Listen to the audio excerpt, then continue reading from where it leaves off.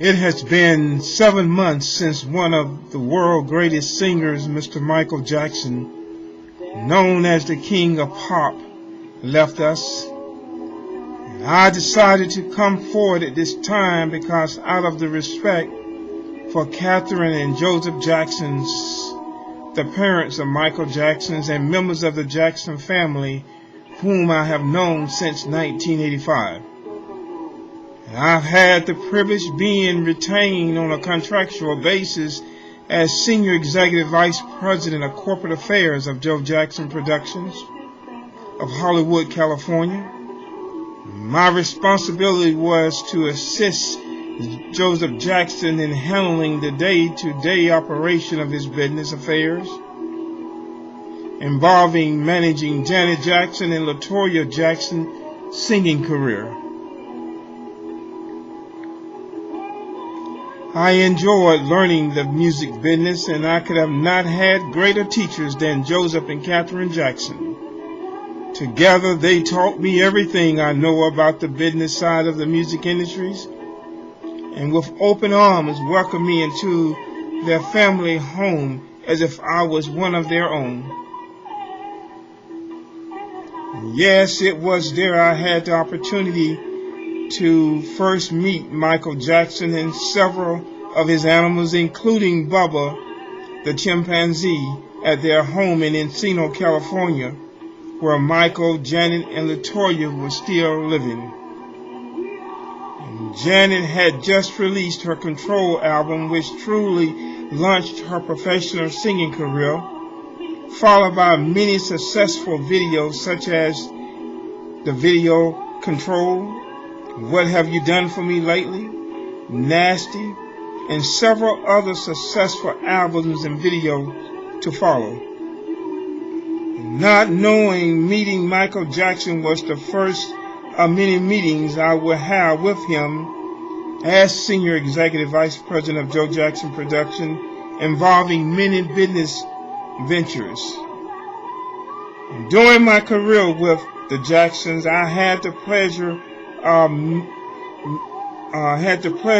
many occasions to meet Jermaine, Tito at his home, Frank DeLeo, Michael, former manager, Gil Friesen, Herb Albert, Chairman and CEO of A&M Records, Jimmy Jam and Terry Lewis, who was producers on the Control album, Paula Abdullah, Senior Choreographer, Don King, the legend boxing promoter, Reverend Al Sharpton, and a host of other famous entertainers and other business constituents known in Hollywood.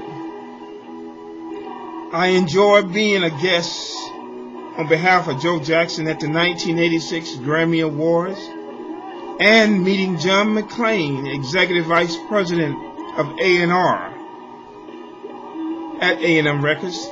And in fact, it was John McClain who was instrumental in launching Janet Control album. And last but least, I had a once-in-a-lifetime to meet the great Quincy Jones, just to name a few. I traveled 3 days out of each week to my office located on Sunset Boulevard, located in Motown Building, and back to Stone Mountain, Georgia, where my family and I reside. Yes, it was difficult, but not impossible. On several occasions when Katherine Jackson and Janet would come to Atlanta, Janet visited my Atlanta corporate and signed an autograph for students at Martin Luther King Jr. Middle School and met the winners from B103 Janet Jackson contest that gave them the opportunity to travel with Janet back to Los Angeles, California for an event they would never forget. Katherine and Joseph have eaten at my home. No, I did not do the cooking. My former wife, Brenda, took care of that assignment. Trust me, it was for their best. When Michael passed away, so many came forward, not so much as to show their respect, but in my personal opinion, for self-gain and notoriety.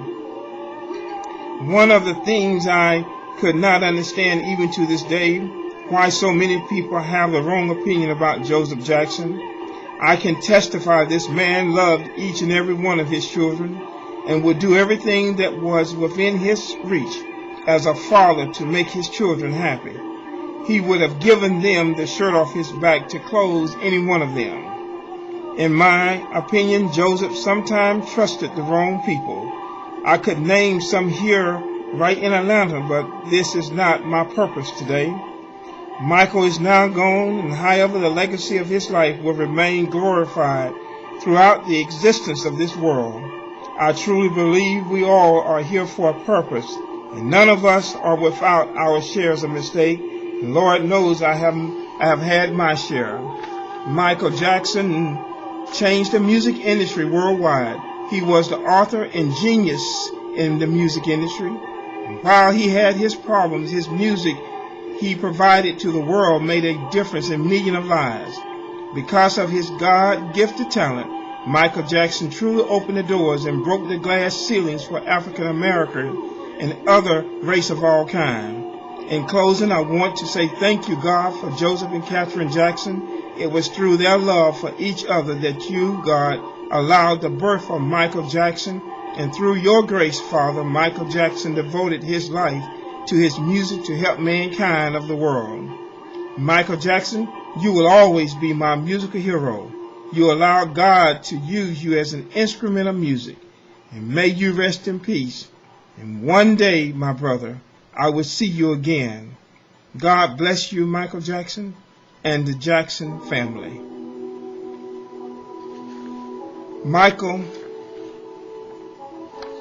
will never be able to be replaced, but I can assure you as I'm standing here right now that Michael Jackson made a difference, and not just in his music to people, but in his gifts and his awards and his monetary offering that he provided all over the world. There's a saying that, let my life live for me. Let my legacy speak for me. My brother Michael Jackson, your legacy of your work, of your contribution to society, including the music industry, will never be forgotten. We love you, my brother. God bless you. And again, God bless the Jackson family.